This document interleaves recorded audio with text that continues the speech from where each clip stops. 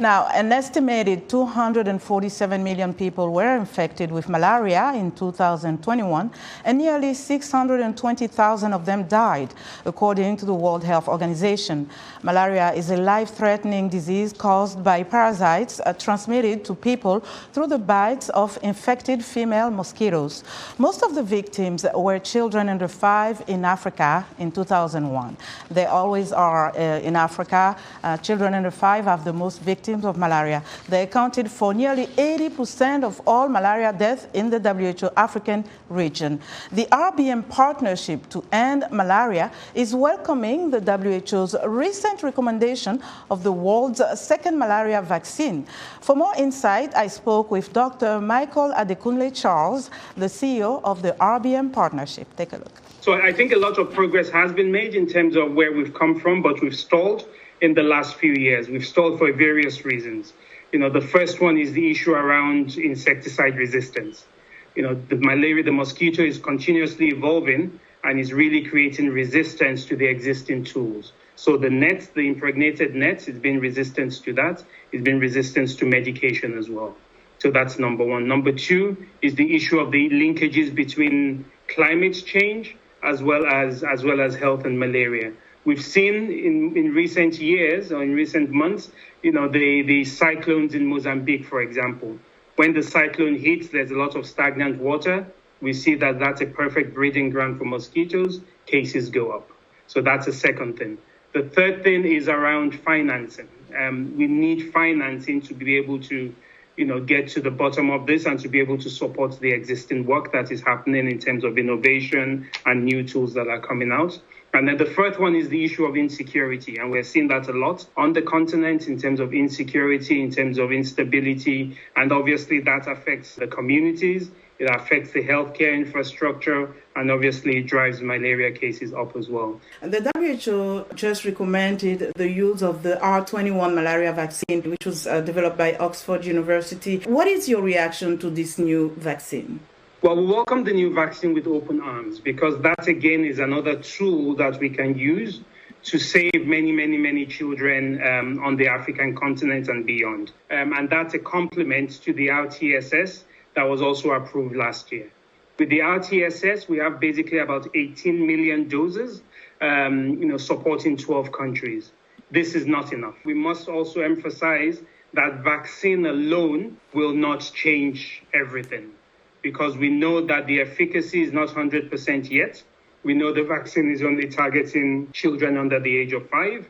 So we need to continue to use the existing tools, the bed nets, the insecticide residual spraying, the medication that we're using. All this combination of commodities, of tools, will help us in the fight against malaria, will help us drive down the burden, and will help us save the millions and thousands of lives that we need to save to get rid of malaria. When we know that countries like the United States have been able to really win the war against malaria, what is the problem with the African continent? Well, I think it's a multiple of factors. The first one, fighting malaria is not a one-sector fight. It's a multi-sectoral approach. So as long as we still have the stagnant waters, as long as we still have breeding sites for mosquitoes, the mosquito will continue to breed. So yes, we're fighting it on the medical side in terms of the vector control issues. But again, I think on the multi-sectoral aspect, we need to fight it. That's number one. The second aspect is that the longer we wait, the mosquito is very clever and it keeps on evolving. So as we come up with new tools, it will evolve and try to cause resistance. So it's not a static parasite that will say, okay, let's get rid of it. We have one silver bullet, we'll do it. No. So as it evolves, we're also evolving. But I think what we need to do is to get ahead.